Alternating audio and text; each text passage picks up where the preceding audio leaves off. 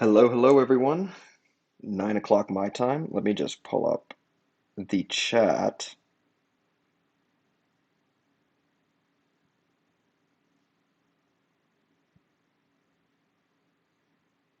Let us see.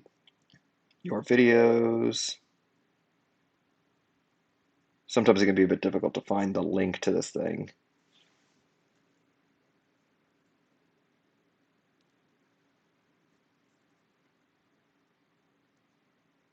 Oh, hey, Anita K. Great, great to see you again. Part three on sentiment analysis. Let's see. Yeah, why not? Why not? Let's see if we can continue it. I think we finished. Hey, Maxime, great to see you. Great to see you.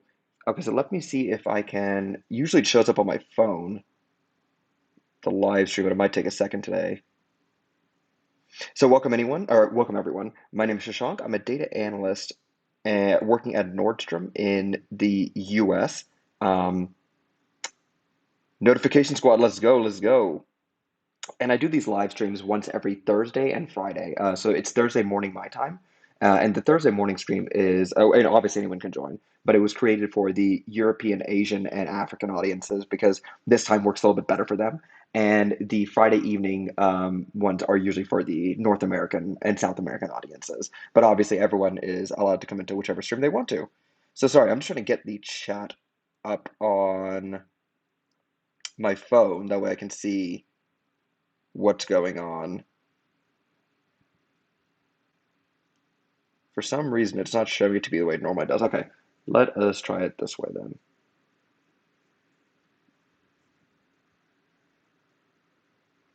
There we go.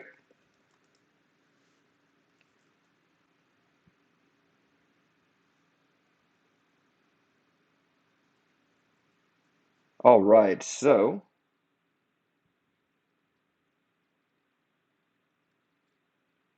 we're ready to go. So you guys, let me know what questions you have, and let's get started. So usually what happens is as people come in, they start asking me questions, and then I give them answers um, as to what I believe the best answer is for any like data analyst, data science questions. It looks like our attendance is a little bit low today, so let's see what maybe if we wait a little bit more, people will be joining in. So my name is Shashank. I'm a data analyst. I work in Nordstrom, a major North American fashion retailer, and my whole thing is I come on every Thursday and Friday just to teach people how to become data analysts. So that's about as simple as it gets.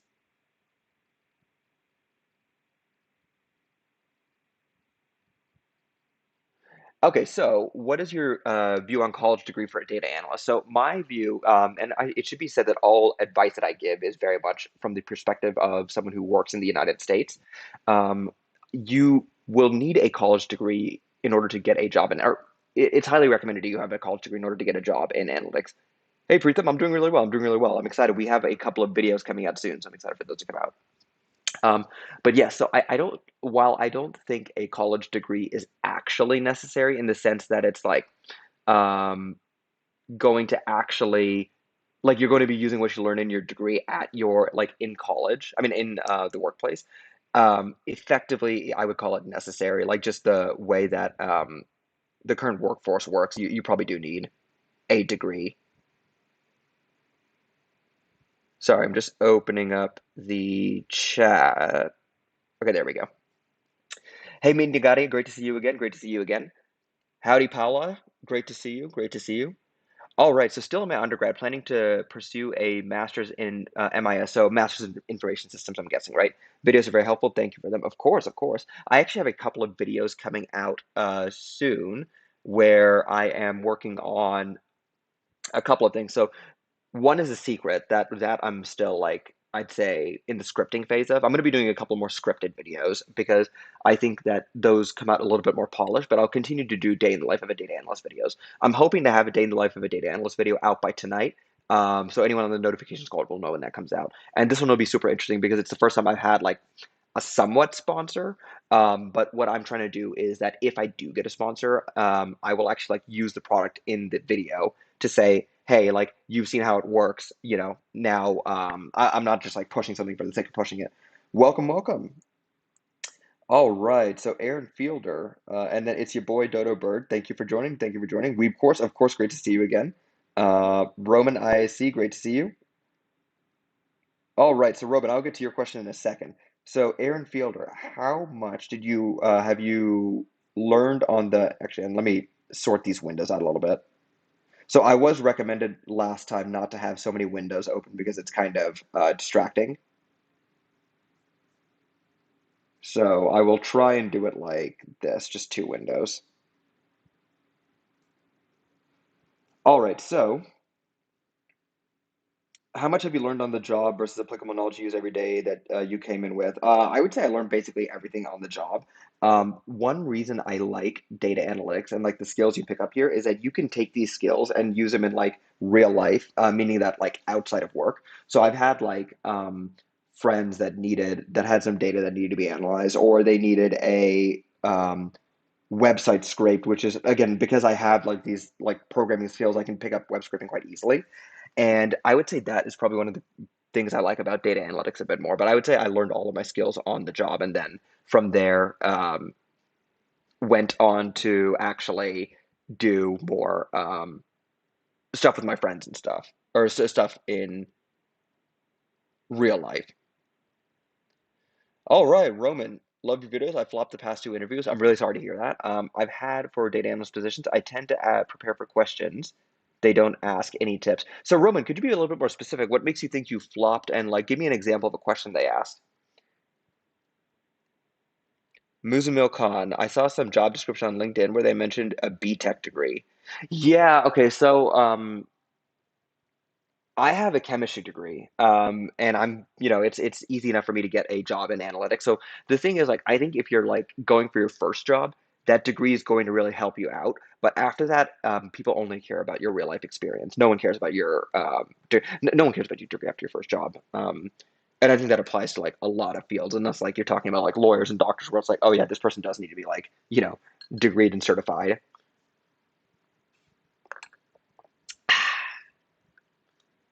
R or Python for data analysis?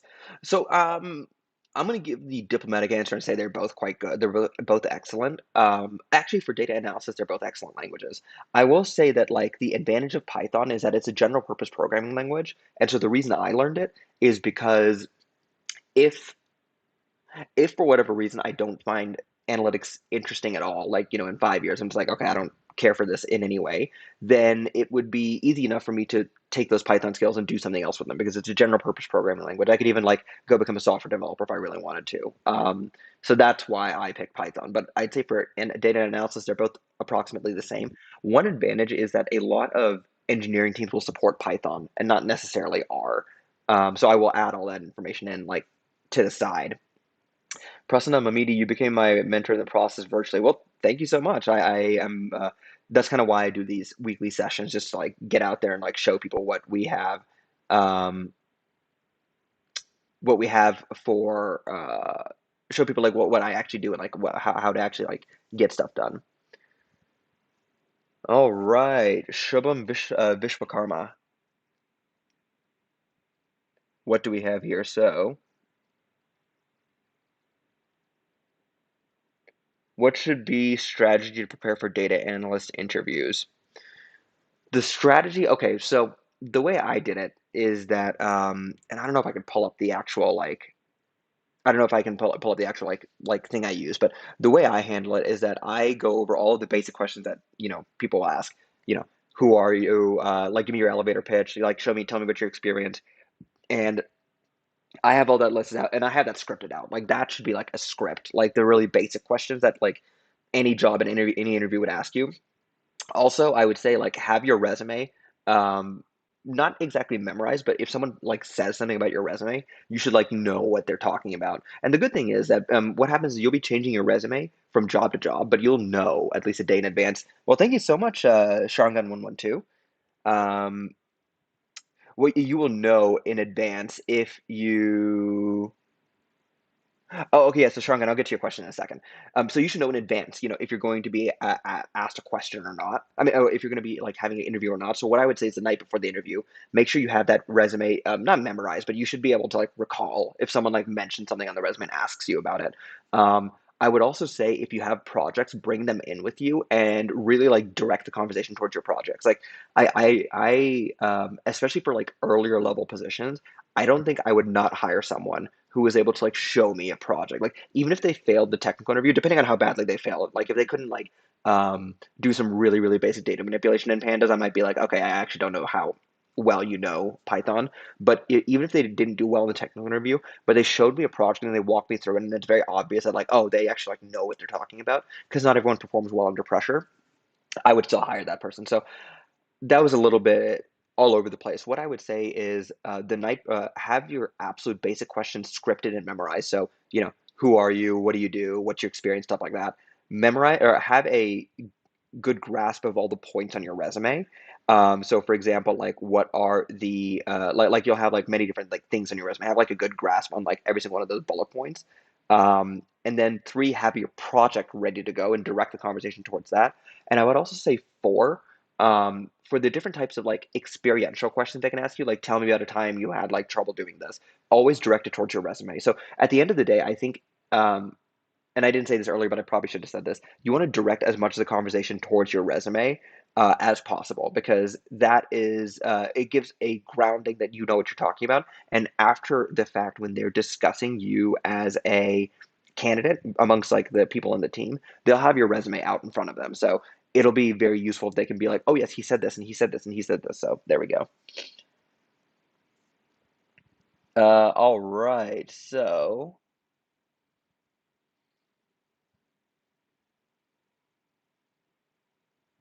okay, so Sharingan112, thank you so much for the I don't know if it's a super chat, but like I guess it's a sticker. Yeah, I think it's a sticker. So I'm about to do my master's in data science. What kind of firms do you think I should be applying for after I complete this degree? Watching all the way from London. So Sharingan, what do you exactly want to do? The good thing about data analysis is that like every company needs some form of it. So for example, I work retail. So give me a little bit more information. Because so for example, like you could work in like, auto manufacturing, you could work in I mean, you could work in finance, you could work in retail, you could work in like any number of industries. So I'd say like, first of all, what industries are you interested in? And then apply to those industries. If you don't have an industry you're particularly interested in, then I would say just apply for a tech company. And then if you are having difficulty getting into like major tech companies like Google, Facebook, stuff like that, then go ahead and do consulting after that. But consult in the analytics world, consulting usually comes after major tech companies as far as prestige is concerned. And the only reason I mention that is because um, if you are able to get into like a tech company, and to a lesser extent like one of these like consulting companies, and someone sees that on your resume, it'll be easier for you to interview in the future. So you could just go and do, so say you're interested in cars, right? You could just go work for GM or something right after you get out of college. Or if you don't really know what you want to do, you could go build up experience at like Google, Facebook, Apple, or Deloitte or something.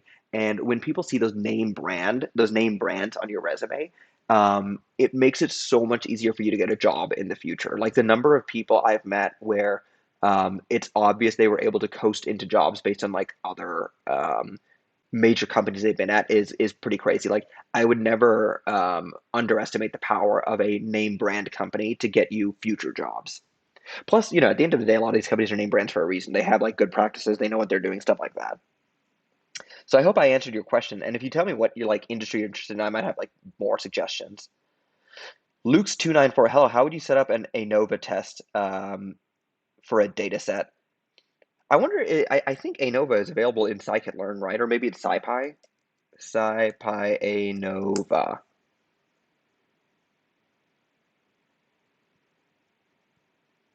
So let's see. Let's see. Oh, this could actually be kind of interesting.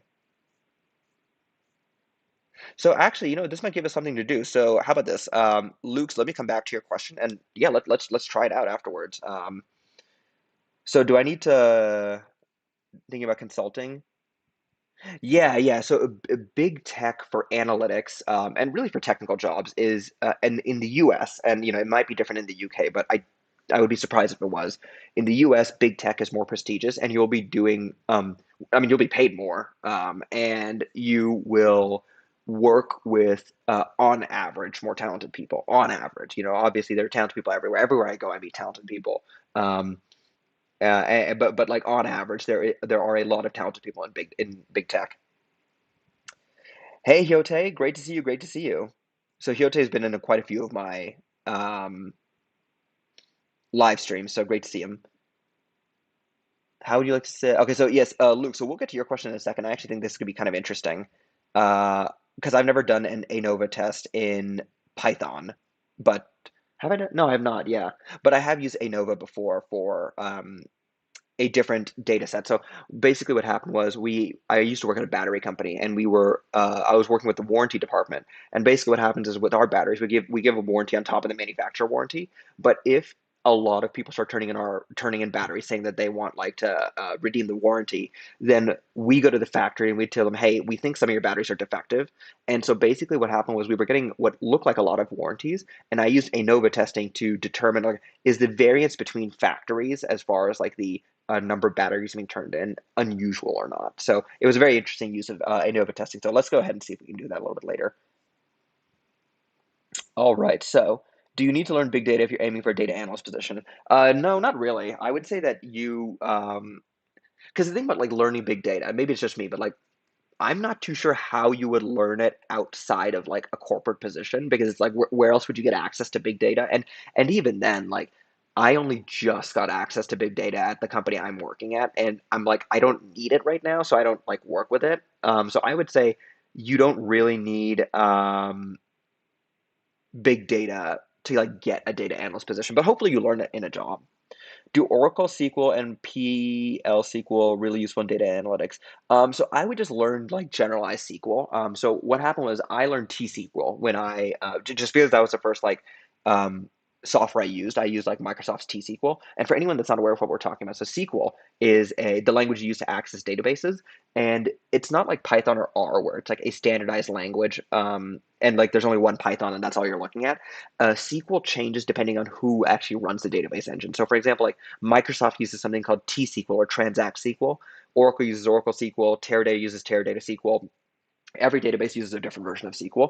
The basics are the same between them or very, very similar. And as long as you know your basics, you can like usually, if you're not like a super advanced user, you can like do the same stuff on all databases. So I would say just like learn SQL generally. I have a free SQL course right over here. Oracle SQL again is amazing because Oracle is used everywhere. And I would say like it doesn't matter which SQL you like learn, just because what happened was when I was in a job interview, they were actually using Postgres, I think, and I was using T-SQL, and I like there was one thing I didn't really know how to do, and I told them like I'm like, oh no, I use like T-SQL, and this is how it works in T-SQL. So at least I was able to like use that in an interview, so I wouldn't worry too much about the type of SQL. And thank you, thank you, Dan Lamb. Yes, we should. Yes, we should. So I'm actually in Denver right now, but I will be in Seattle in the middle of September. So yeah, we totally should. I'll probably put out a community post at that point, like letting people know I'm there. Was there ever a point in your data analysis career where you felt your job, man, this job is boring? Oh yeah, all the time. I would say like I would say like probably like a decent chunk of the time. But usually when I get bored is when I switch jobs. That's generally when I end up switching. And so, oh yeah, yeah, usually. Um, I would say for me, the dream is to get into like data science and start working on like more advanced problems. And that's kind of like what I'm like working on right now. So for anyone that follows my channel, you know that I have I have a section on hands-on machine learning with Keras, TensorFlow, and scikit-learn. So let me pull that up. So if you go to your videos, oh wait, no, that's Creator Studio. No, I want to go to your channel. Where is it? There we go. And you'll see I have these videos on hands-on machine learning with scikit-learn, Keras, and TensorFlow. This is like a really great book for data analysis. I mean, for data science, and I'm going through it chapter by chapter. So I'm currently on chapter 9. Chapter 9 is taking a little bit longer to come out for anyone like looking for it, just because it's a bit longer. So yeah, I would say I'm bored sometimes, but I'm moving upwards, which is making my life more interesting. Do we need a master's to do great in the field of data analysis or data science? Not for analytics. You do need a master's probably to do well in data science. Like I know a handful of data scientists that that are like significantly high up in companies that don't have a master's degree. Jay Lim, hi Shashank, I'm piloting for civil engineer for to data. Oh, pivoting, sorry, from civil engineer to data analyst. I've been learning starting 10 months ago. Congratulations. I don't know how prepared I am to start interviewing for that position. Do you recommend a roadmap? Not really. I don't really recommend a roadmap because well, here's the thing. It's so different from person to person, like what you should be doing. I just got some of the tips seem to make them fall out. It's so different from like what like every person like should be doing with like their journey. If you want like a generalized roadmap, I would say like these three courses I have over here, like learn Python, learn SQL, learn Tableau or Power BI. And as long as you like know those three things and you have a project on your portfolio, then I would say like start interviewing immediately. And I think a lot of people forget that like part of becoming a data analyst is actually interviewing for the job. So I'd say just start up interviewing. Like worst case scenario, you go to an interview, you find out you're underprepared for it, and then you go back and you study a little bit more. But like the interview is where the rubber hits the road and you actually start getting results on what you want to be doing. Um, so that's also a reason I haven't put out like a roadmap video because my opinion, the roadmap's quite simple. Like, if you can get a college degree, get one. In my opinion, the degree doesn't matter, but if you can get a statistics one, get that one. Learn Python, SQL, and then some BI tool like Tableau or something, and then start interviewing. And it's I don't know, yeah, it's about as simple as that. I mean, outside of that, like that's kind of where you have to figure it out based on like your own experience and your own like what you can do and stuff like that. So just started learning R and SQL. Where can I practice better? SQL, my SQL course has a lot of great ways you can practice. R, I'm not 100% sure. I would just say do projects on Kaggle, where a lot of people use Python, just use R. They asked, okay, so Roman asked earlier, he was saying he had a hard time with an interview and he was asking about like how he could prepare better. So they asked how you have X software, Tableau, for example. I built dashboards for the company I work for now, but I feel like it was difficult to articulate my experience in words. Maybe I should have showed them dashboards instead. I stuck under pressure. Yeah, so here's the thing. So some people work better under pressure than others, and you just have to understand yourself and like, do I work well under pressure, or can I like um, take a step back and like answer under pressure? One piece of advice I'd give you is that it's 100% okay to be like, yeah, give me a second, let me think about that. It's okay to like say that to someone and like actually take a solid like minute to like think about it. At the end of the day, the whole point of the interview from their perspective is to get um, an accurate measure of your skill level and your point is a pass interview, right? And so they will be okay with you taking a little bit of time to think if it helps give a more accurate idea of your skill level. um, and yes, I would say definitely show them dashboards you have if you're having a hard time articulating your experience. And I would say also like if you have a harder time just like saying stuff off the cuff, then I would say that's where you want to start like scripting yourself a little bit more. And that advice I gave you about, or I gave the other individual about having a good idea of like what's on your resume, and then just start like you know being able to articulate that quickly. I would say is a um, great way to go to like prepare for the interview. All right, let's get some coffee.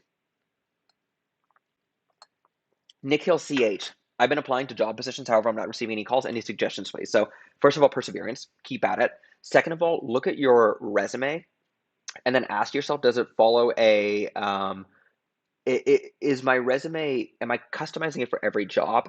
And is this a resume, if someone scans for 5 seconds from this job, would they want to hire me? And if you are able to have quantified achievements on there. So, for example, say you have professional experience. Say I saved the company 120 or saved $120,000 in revenue or like made $120,000 in revenue for the company, and then have your achievement. So have the result of your achievement followed by your achievement for every bullet point you have. That's something that a lot of technical people don't do. What they do is they write what they did.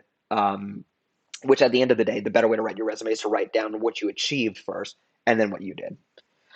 All right, Dan Lamb. What are usually interesting analysis types in the retail industry? So customer churn is an interesting one. So customer churn is basically just like, or anything related to customer funnels. Like a customer comes to our store or it comes to our website is probably an easier way to look at it. How far along the funnel of like actually buying something did they get to before they dropped out. Another one is customer segmentation, super interesting. Because you'll find all kinds of very interesting patterns in your customer, and you'll have to like navigate around a bunch of privacy issues with like customer data and everything, because like people are a lot more serious about that. And Nordstrom as a company takes it very seriously, like customer data, using it very in a very um, agreeable manner. And so I would say probably customer segmentation, where we like look at a customer and we're trying to like see, okay, like what are the different aspects of like what are the different features in a customer that we can use to separate these customers out into different sections. So for example, like one analysis we did, we basically like group customers based on profitability. Like some customers are straight up not profitable. They're like actually unprofitable because of like the way they decide to buy their products. Um, and some customers are like insanely profitable just because like what they decide to buy and stuff, and what are the commonalities between those customers. So that's kind of the interesting stuff. Everyone's into forecasting. I would say forecasting is it's a great skill to learn because everyone wants to do it. And every like director in every company wants forecasting done. I would also say, like, I was talking to like a coworker the other day, and he had a very interesting take on it about how like forecasting, while like everyone wants it done, isn't that great, in the sense that like, okay, you have a forecast, you know it's wrong because all forecasts are wrong, but what are we supposed to do with this information versus situation planning? So, for example, like simulating a situation, like, okay, if revenue is here, what do we do? If revenue is here, what do we do? Um, and simulating out situations and actually like planning out the best decision making process when those situations come through. I think that would actually, like, he made a really good point about how that would actually be a much better way to handle instead of like focusing on forecasting. And like looking at it that way would be a lot more interesting. And I think he's 100% right that that is probably, even though forecasting is super interesting to like directors and stuff, I think that that situation planning actually makes a little bit more sense. All right. Yeah, sounds good. I'm definitely thinking about consulting with thinking about big tech. Hey, Roman, that's awesome. Great to hear that. Just got a second email for a second round of interviewing, and they want me to present. So yeah, everyone congratulate Roman. So the goal of this channel is to get you a job. That is like what I'm trying to do over here. Um, and so it's amazing whenever I hear people like progressing in their career. So I've done this like about for a year now, like this channel. And so this is about the point in time where I'm starting to like hear people are like, oh, like people that have been like watching my channel are like, oh yeah, I'm actually like getting job offers now, or I'm actually like starting now. So that's always great to hear. And thank you so much to Stefano Tattaglia. Hey, thank you so much. Thank you so much. This super chats and the stickers are a tremendous way to support the work that I'm doing. Because it does take time to do this. Um, the only thing is I wish there was like two of me so I could like make videos while I'm doing this too, because this is kind of like my YouTube time, but it is what it is. And thank you for congratulating him, Paula. Thank you, thank you. Just make sure yeah, everyone go ahead and congratulate Roman on getting the second round. That's a really, really big deal.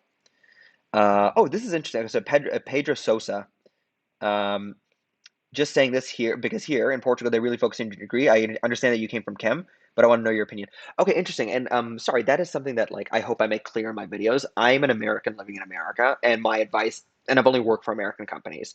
Um, so my advice is very much like biased by the fact that like all my experience is American.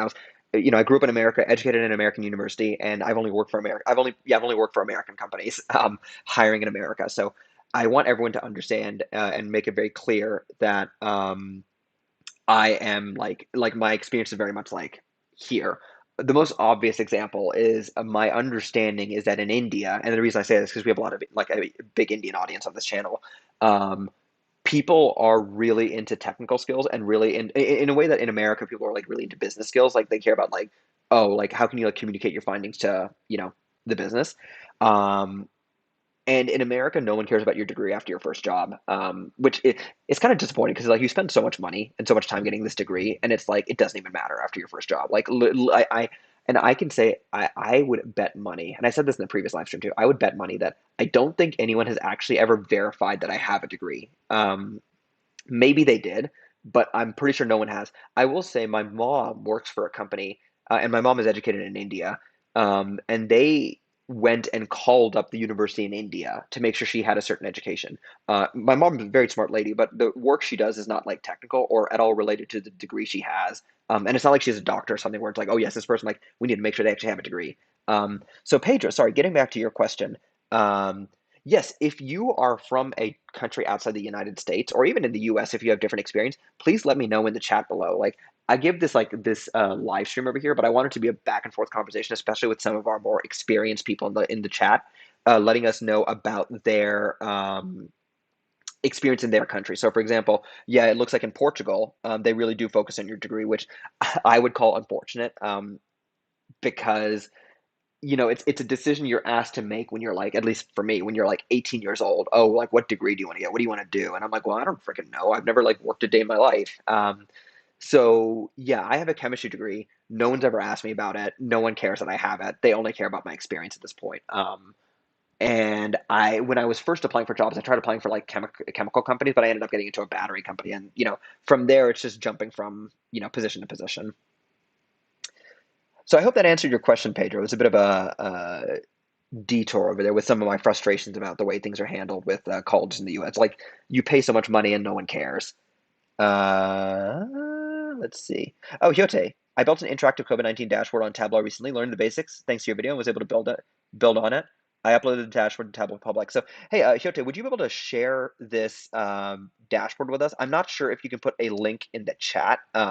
So what you can do is you can paste the link in like separate sections. So like Tableau Public, and then like just have like this other section at the end of it. So if you're interested in showing the chat, feel free to put it in the chat below.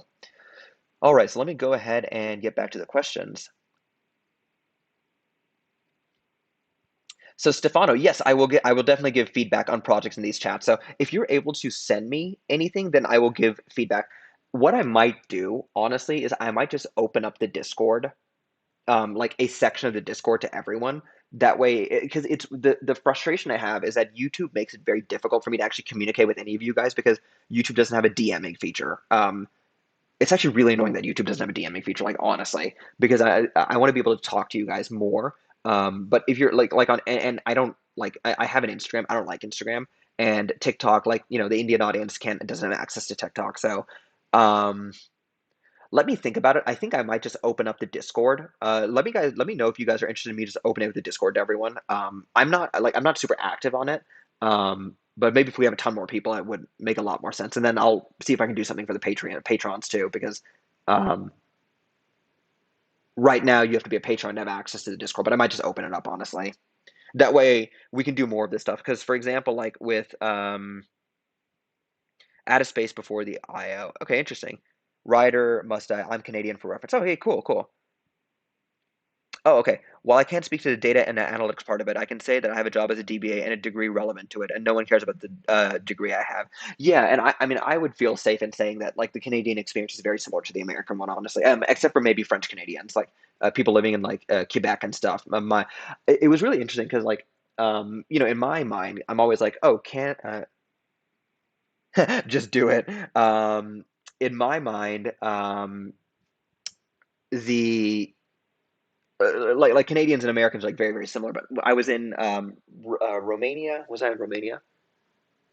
No, I was in Hungary, and I was just like going around like touring the area, and I met this and obviously like the good thing about Hungary is that like a lot of people speak English.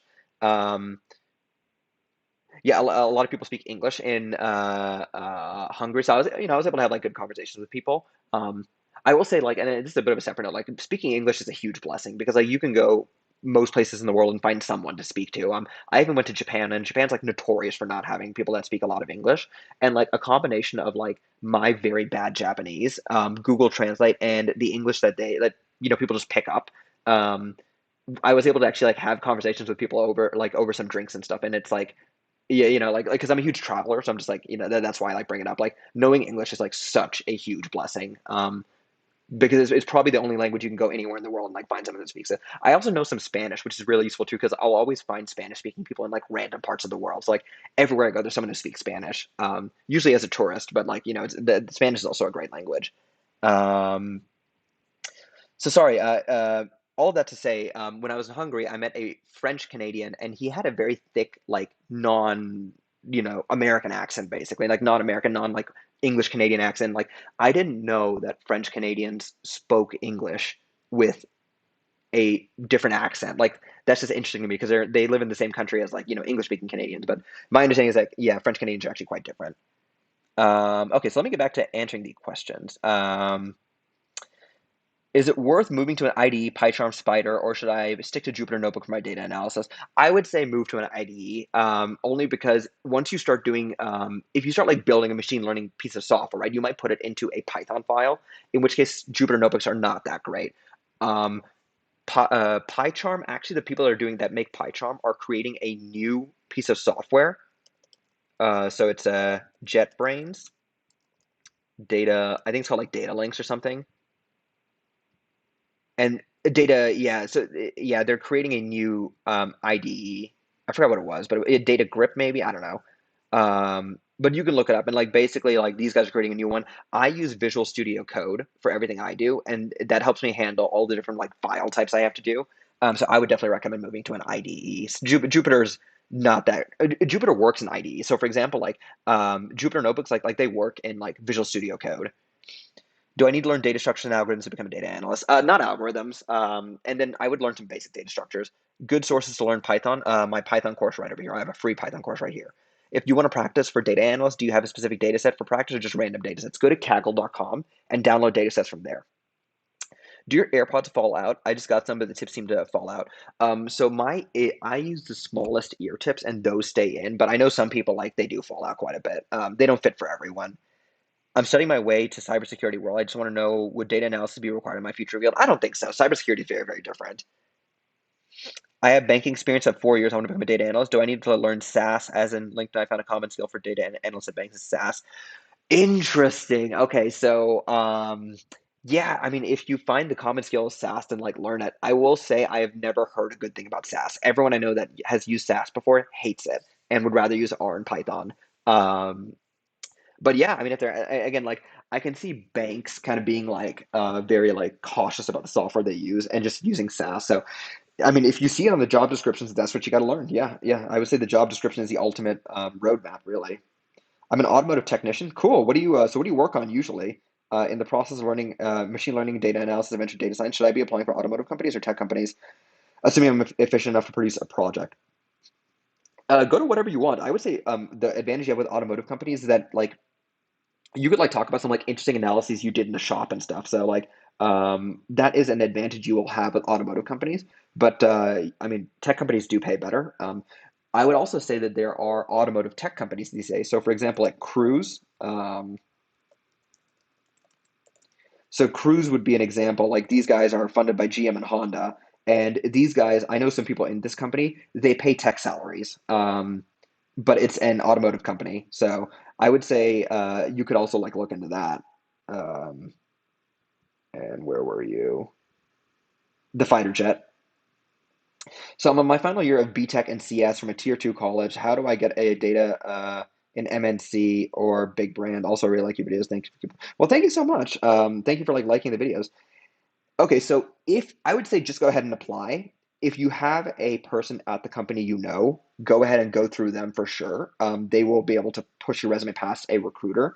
If it doesn't work out, go get a job at a smaller company, work for a few years, or not even a few years, work for a few months, and just start applying again.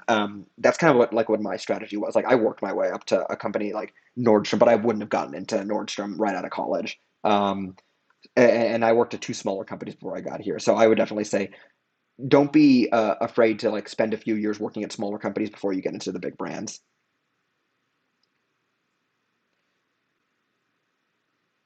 Oh, it's cut off the screen. Okay, let's move it over here then.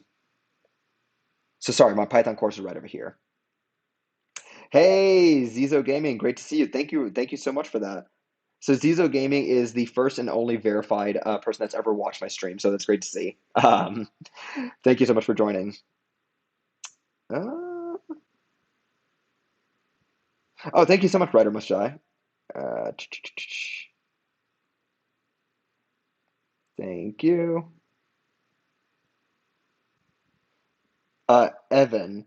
4 months on my first data analyst job. I've not used Python or SQL, and I've been building reports in Power BI on top of Excel sheet. No, I wouldn't be too worried. If it's your first job, don't be too worried. That being said, like if you want to do something else, like let your boss know. At least I've had the good luck of always having bosses that like if I tell them I'm bored or I tell them I want to do something else, they'll like try and find me projects that are more interesting. But I wouldn't be worried. At the end of the day, this is exactly what I was doing in my first job for a while, so I wouldn't be worried. So I don't work at SurveyMonkey. I work at Nordstrom. Is machine learning a vital part of data analysis? No, it's not. That's more of a data scientist thing. Um, yeah, you should apply there. Hey, the Lemon God. Well, thank you so much for joining. I'm glad you have been watching my stuff. I have actually so I do this live stream like now, and then I do one tomorrow at 5 Mountain. It's 5 whatever time I'm in. So like I kind of like I've just been traveling the country for the past like couple of months. So yeah. Stefano Tartaglia. I'm from Quebec, but I'm an Anglophone. So I'm guessing an English speaker. Cool, cool. Do data analysts often use Hadoop, Hive, and Spark? These are big data technologies. No, I'm only just starting to use them. Yes, I live in Canada's only bilingual province, and accents vary widely. Yeah, that's interesting because it's like in the U.S., like I mean, you do have some varied accents in the U.S., that's for sure. But like you could probably boil them down to a couple of them. Like you have like your Southern accents, Northeastern accents, Bostonian accents are very special. Um, Couple of accents in the West Coast, like with Californians, but like I would say American accents are like not that varied.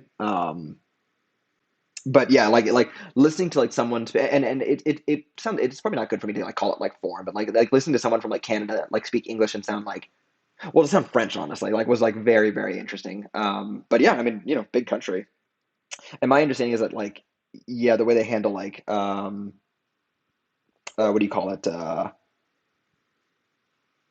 like the whole like French Canadian divide or French English divide in Canada is like very interesting. All right, so I'm just like skipping around a little bit. Oh, just found you and enjoy your content. A lot of people focus on tools. Do you have any recommendations for resources on critical thinking, problem solving, focus on analytics? I would say go ahead and enter. So Patrick Alders, go ahead and enter some Kaggle competitions. I would say that's probably the best advice I could give you. Um, Pedro Sosa, thanks a lot. I'm trying to learn Python, SQL, Power BI, and focus on making projects that I can stand out. The job market is small, so if I can stand out on LinkedIn, maybe there's a chance. So Pedro, if you live in Portugal, could you just like move to Germany? Or I mean, maybe it's a stupid question. You can't just like, like moving is quite different, difficult. But like, could you like just go to like Germany or something, or like France, or maybe a country where like the job market is a bit might have more analytics jobs. This is just more for my curiosity as to how the European job market works. What do you say is the biggest difference between a business analyst and a data analyst? Business analysts analyze processes, and usually they don't write SQL, and they will create dashboards off of pre-prepared data sources. Data analysts will like usually write some SQL. They may know a little bit of coding, and they will actually like analyze. They won't tell you what the business is doing. They will answer questions about what the business is doing. So a business analyst will like take data and be like, okay, this is our revenue, this is our that. And they'll kind of like put together these metrics from data that already exists. A data analyst will like go a level deeper and answer more like deeper questions about like using the data that exists. And a data scientist will answer questions where the data doesn't exist at all. And that's kind of like the difference in all the jobs. They blocked the link that you sent. Oh shoot. Yeah, you know what? I might just end up opening up the Discord because like yeah, I don't know how else to get like links from you. I don't know if there's like a setting I can allow. Yeah, I don't know if like I can like allow a setting or not. And yes, data analyst skills do translate into data scientists. Bostonian here. I hate my accent, but people like it. LOL. That's funny. Um, Greetings from Chile. Hey, great to see you, Gustavo. I'm glad that my videos are helping. I started to learn data analysis. I'm enrolled in Google Data Analytics course for a certificate, and your videos are super helpful, grasp all the concept. Of course, I'm glad you like it. Great to see you again, Zia Sunny. Yeah, and Francis. Oh, hey, Francis, great to see you again. So Francis here is definitely experienced and like actually helps answer a lot of the questions I don't get to. Um, yes, and Francis, this is amazing advice. So this is exactly what I did in my own job too, where I would like redo the same project using Python or something just to practice. So Pedro, yeah, to answer my question, yes, I can just move to a EU country, and they usually pay for the same job is so much higher. But yeah, it's easy to move, but there are maybe some language barriers. Yeah, yeah, that's what I was wondering. And I wonder, like, can you? My understanding is in France, you kind of have to speak French, but like, can you go to Germany and just speak English? My understanding is you kind of can, but I may be mistaken there. Let me go back and start answering questions again. So Waleed Hussein, I'm a second year in my college trying to get into the data world. What steps should would you have told yourself to follow if you were a second year? Learn Python, learn SQL, learn Tableau. And the reason I keep like hammering these in is like once you have these like basic technical skills, then like after that it kind of gets like dicey as like what you should do, and it's very much dependent on like what jobs you have access to. But once you have these like basic building blocks, you can do a lot. As in like the world kind of like opens up, and a lot of like opportunities and options are available to you. So I would have told myself to learn Python for sure first, and like maybe enter a Kaggle competition or two. So Anita K, so thank you so much for all your comments on all my videos. So Anita K like goes through like they are going through the hands-on machine learning course I have right now, and they go through all of those individual videos and like comment on them for the YouTube algorithm, and I'm very thankful for that because it's really good. Wait, a notification.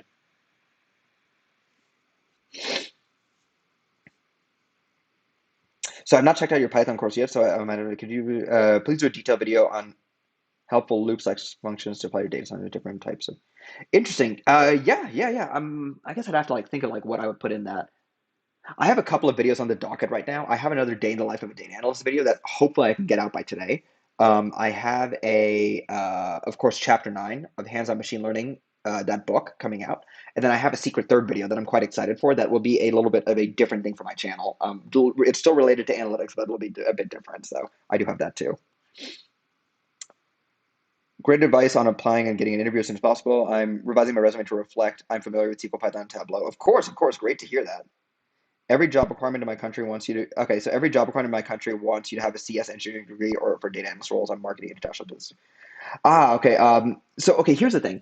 Even in the U.S., people will say that like every job I go to will say like they want like a relevant degree. So like let's just go to Indeed.com. And then let me say I want to apply to, I don't know, like data. Let's just say I want data analyst in Denver, Colorado. Uh, I don't know what would be a good one. Innovation and oh no, that wouldn't be a good one. Maybe this one. Let's see. Depends on the company. Yeah, see, preferred concentration in business management, right? For this business. Oh, this is a business analyst job. There we go. Okay, data analyst for Excel Energy. So Excel Energy is one of the biggest. It is like the biggest energy provider in Denver. Yeah, so bachelor's degree in XYZ, all this stuff. My degree is in chemistry. I'm a competitive candidate for this. Well, actually, this is yeah, I'm over competitive for this job. I'm overqualified for this job. And what I would say is that like even like in the US, people like say that, but again, like no job I've ever gotten has said we want a chemistry degree, but like I've still been able to get them. They all say like we want these specific degrees, so it might be something that people just like have over there. I would never take a job description too seriously because a lot of them are just written by HR people who are trying to like attract who don't necessarily know how like the specific job they're talking about works because they have to work across the entire organization. So yes, Royal Cheese. They're all over here. The courses are all over here. What? Let's see. Exit Babylon. Okay, cool. I'm glad you think it's easy. So if I have a job, so if I job has a range, if a job like this has a range like this one, how do we negotiate? Oh, okay, yeah. Don't worry too much about the range. Who even knows if this is accurate? I don't know how this number comes about. If the company puts this in here, then I would not worry about it. What I would say is, if I came into this job, or not really, if I were you, what I would do coming into this job is I would say $80,000. Like just like whatever they give. Or sorry, no, no, let me rephrase that. Sorry. You will interview. They will give you a number. Or let me back it up a couple of steps. Let's go back to the beginning. When you start interviewing, it's possible that they ask you, what are you expecting out of this job salary wise? Every time anyone's ever asked me that, I always say, you know what, let's go through the interview process, see if we're a good match, and we can talk about salary a little bit later. And I've never had anyone really push back on that. The reason is you never want to be the first one giving out a number unless, and there are some situations in which like, but this is like further down in your career where I've like heard like really senior people, they want like a company wants to poach them and the company's like, write down your number, we'll pay it. Obviously, you know, I'll be 100% honest. Like, probably most of us here are not in that position quite yet, although hopefully we will be in one day. But what happens is you will go through the interview process. If they ask you what salary you're interested in, deflect the question and have that scripted in your head how you will deflect the question. It's possible that they like really insist afterwards, but I've never had a company like insist after I've deflected the question and been like, no, I'm not interested in answering that right now. Then what happens is when they come to you with a number, ask for 25% more. And so, for example, if they come at you with $50,000, be like, I don't know, what's 25% of 50,000? Like, oh, wow, this is embarrassing. 50 times 1.25. Ask for 63K, and they'll come back to you with maybe 10% higher. Usually, that's what I usually find out. So that's how I negotiate. I always ask for just 25% extra, and then and it sounds kind of like crazy. But like again, as long as you're not like asking for some insane number, people are usually happy.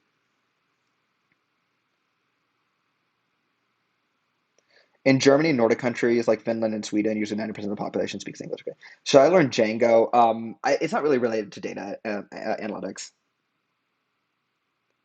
And compared to the US job security, bonuses are insane, but you do pay a lot in taxes. Yeah, that is my understanding. So in the US, salaries are significantly higher, and taxes are lower. That being said, our governments also like don't provide for us very well. Like I don't receive much from the US government as far as like support is concerned.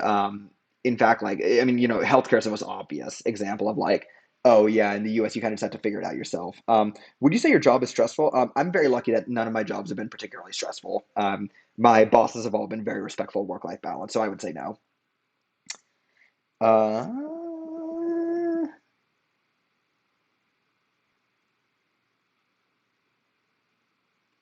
yes, RJ Style, you're 100% right. It's free money. Never don't negotiate your salary. The only time I did negotiate a salary was with my first job, and that was because I was desperate for a job. I was like, anyone hire me for anything.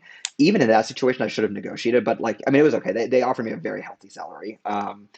And so I would say, um, go ahead and always negotiate your salary because it's free money. Like even if it's just 1,000 extra, like they give you an extra $1,000, it's free money. My current company, I will say, they wouldn't increase my salary, but they increased my signing bonus substantially.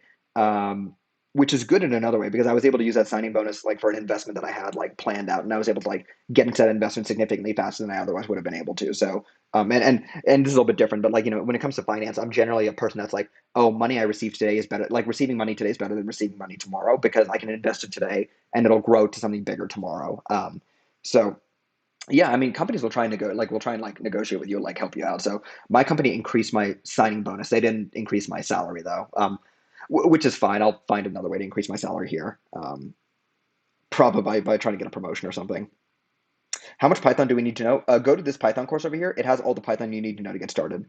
How did you get your first data analyst job? All right, so let's get some coffee here first. I should probably make a video just how I got my first job, honestly.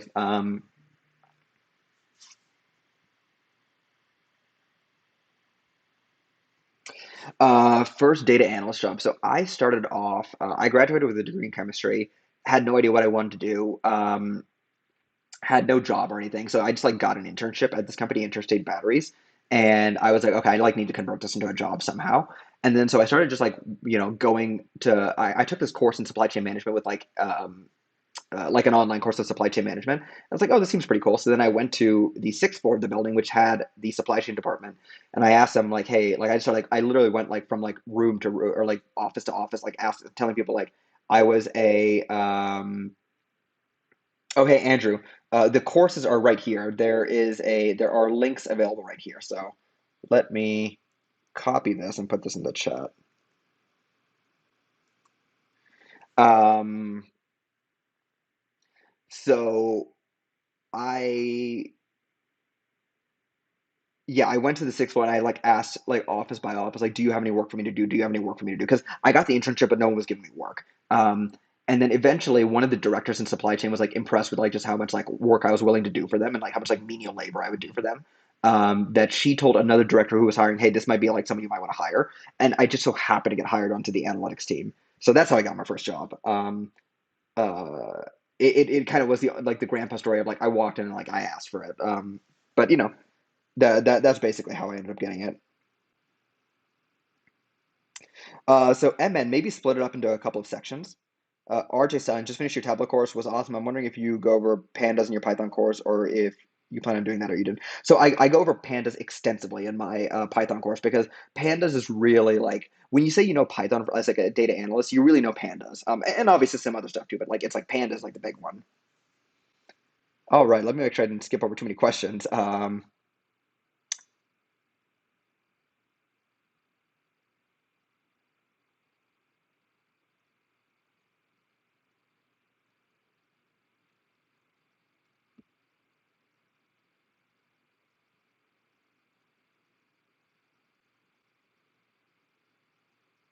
How often do you use Power Apps slash Power Automate? I don't ever use them. I use Python for everything.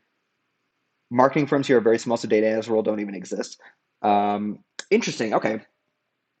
So, but the good thing is you might be a data analyst role might be like listed as something else, like a business analyst or something, or you could like you could always like go to an HR manager at a company, or like if you're saying marketing firms are small, one advantage of that is that that means that reaching the CEO of the company shouldn't be too difficult, or reaching someone like high up in the company shouldn't be too difficult. Like you can probably find their email somewhere. Like that's the advantage of like a small company, and maybe you can hire them to like. I mean, maybe you can like um, sorry. What do you call that? What do you call it? Convince them to hire you on as an analyst. And what you could even do is you could even say, "Hey, hire me on as a contract position." And that way, like if you don't like what I'm doing, you could like cut me off like literally within a day's notice. Negotiate some hourly rate, and then like be hired on from there. So that might be one way you could do it.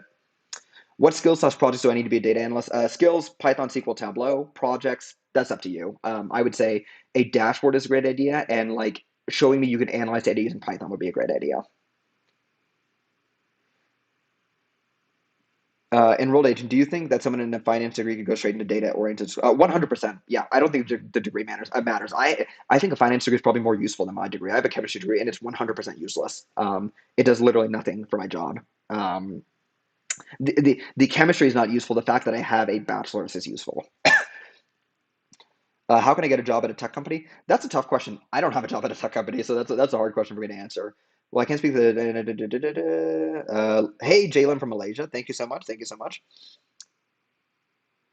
RJ Sound, just finished your tablet course. It was great to follow along. Crazy how much I learned in 3 hours.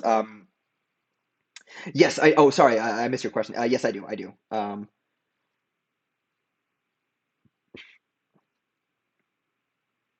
How to go in? Yeah, that's a hard one. For me, I mean, coding can be a little bit boring too, but like really, the thing I like about it is I like building stuff. And that's the thing. At the end of the day, like the reason I like developing, I like coding is because like I love building things, and that's why I like it.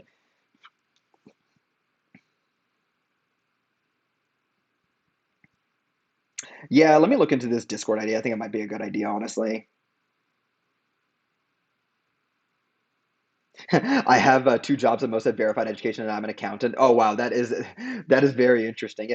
I mean, and I don't know, like it's really surprising because like I'm kind of like mad about it. I'm like, wait a second, I paid like a lot of money for this degree, and you don't care about it, and no one cares about it.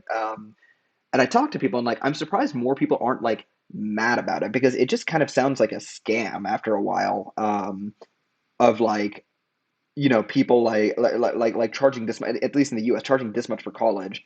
It's used to get your first job and then like you never use it again. And honestly, like almost everyone I know, like most of what they know, they've learned on the job. At one point I'm like, wait, this kind of does seem like a scam that we're all just like happy to like pretend is not.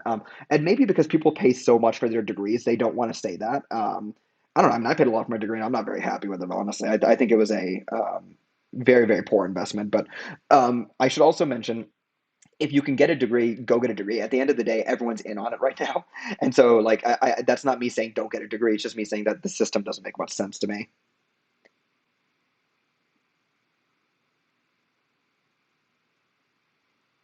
Oh, cool. You worked in London for a year. Awesome.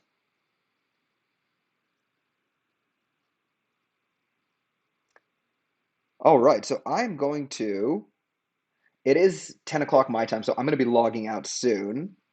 Just want to see if there's anything else I missed. Uh, Leslie Yodoshima. That's a cool name. How do you distinguish yourself from other entry-level data analysts? I'm starting an apprenticeship on October. Um, so I would say, oh hey, Mikhail. Oh hey, wait, you're, wait, I know your name. You done, let's see, how to get a job in analytics. Like you did an interview with these guys. I think your interview is the one interview that had more views than mine, which is why I like remember your name. Where is it? I think that's you, isn't it? Oh no, wait. Never mind, never mind. Okay, sorry. No, I memorized the names incorrectly. I do apologize. Um, Start simple. Start simple 100%. Once you finish my courses, I would say do a project, and then you're good to start applying. You'll know more than I did when I started my first job. How do you motivate yourself to do boring stuff while learning? Doing it in small chunks and rewarding myself every 30 minutes. So every 30 minutes, I'll just go watch YouTube after I'm done, or every time I like finish like a chunk of the work. And I tell myself, hey, at the end of the day, like my career is like a 40-year journey. Like it's okay if I'm not moving at light speed today. Hello from Nepal.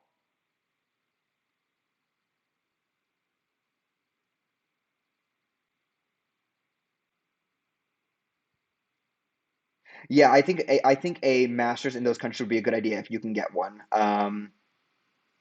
Relevant experience. Go onto Upwork. Go to Upwork.com and then start your own consulting practice. Do some analytics over there, and that's how you say you have relevant experience. And sorry, I was in the middle of someone's question and I just stopped answering it. Sorry. So yeah, Leslie, let me finish like answering your question.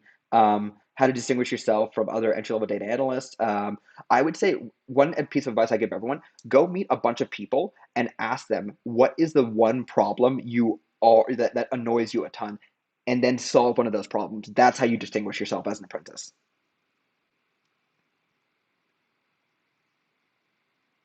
Would you recommend looking for part-time work if you're a recent grad or already got a data analyst? Current position is good, but student loan. So that's exactly what I did. I had a ton of debt in student loans, and actually, like Zia Sunny asked me how much I had. I had like I forgot the exact amount. It was like anywhere from 85 to $100,000 in student debt.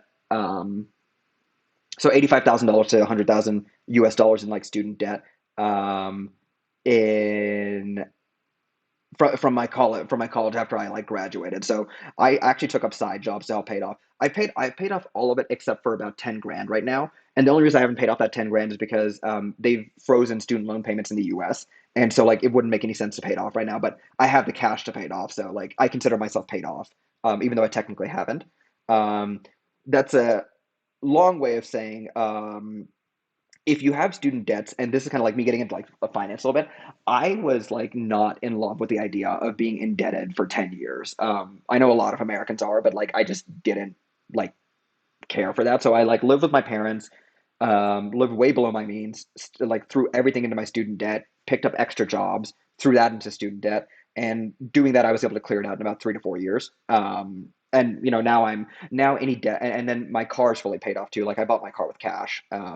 And so the only I don't have any what I would call bad debt. I just have debt on a mortgage. That's about it. But that is very, very different. The links to your courses aren't working. Oh, interesting. Uh, Interesting. Well, that is really bad. Thank you for letting me know. Well, okay. Instead, what you can do is you can go to oh, you can go to my channel, and I don't know if I have it in a playlist. Do I have it in a playlist? Data analyst tutorials. You can go over here, and then you'll see I have a Tableau course, SQL course, Python course, and data analyst course. So let me go ahead and send this. to you. Brick Pegasus. Hey, thank you so much. Ruble. RUB. Is this Russian rubles? I'm curious. RUB currency. Yeah, it's a Russian ruble. Cool. Cool, cool. How much is a Russian ruble? Interesting. Cool. Um, hey, love your channel. At the moment, I'm a UX UI analyst in Russia. Um, how relevant is it in the US, or does it make sense starting in order to be demanded to employ internationally? Oh, dude, UX and UI people, analysts are like people love them in the US, and I will say anecdotally, specifically, like there it is really common to see Russian people in the US with like just tremendous technical skills. I have a feeling it has something to do with my understanding is it has something to do with the education system over there. Like Russia's like technical education system is like excellent in my understanding. Um, but yeah, how relevant is it in the US and does it make sense to start studying data analytics and start to be yeah, I would say, yeah. I would say like data analytics is a skill that people will like enjoy anywhere, but UX and UI analysts are like really like in demand too. So I would say you're already probably if you're good at it, you're probably already a tremendous candidate. All right. So, hey, hello from Vietnam. How can you convince an employer to hire you while you're still a student, currently a senior? I don't know, because I didn't get hired until after college, so that's a difficult question. This is a good course. It's a good course.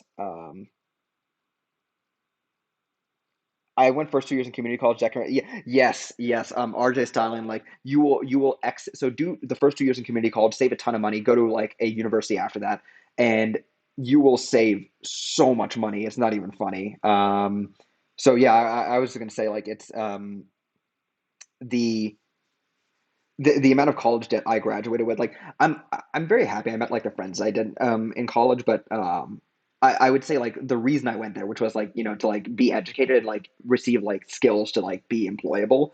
The college did do a tremendous job with that. And like the amount of money I paid for a chemistry like chemistry degrees aren't even like paid that much, like so that's what like really confuses me, unless you get like a PhD or something. But yeah, that's a separate issue. So thank you guys. Oh, hello from the UK. So thank you everyone for and thank you everyone so much for like joining the live stream today. I do have to go. It is officially time for me to clock into work. Thank you so much for joining. I do these every single Thursday, and I see we have a lot of people from Europe, which makes sense. These live streams are made for people in obviously anyone can join, but for people in like Europe, Africa, and Asia, as in like the time should work better for people in those parts of the world.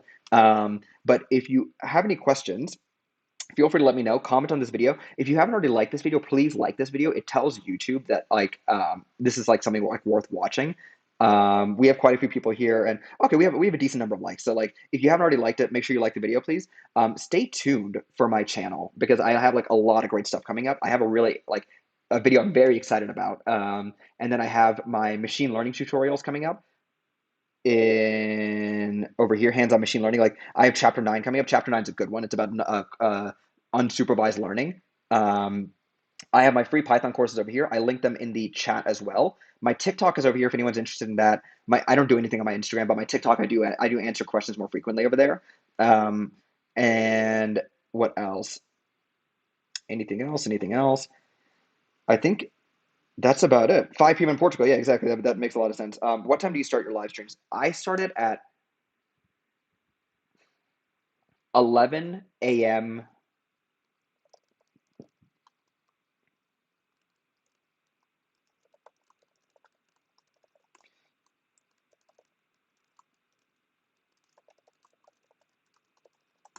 So my live streams are Thursday at 11 a.m.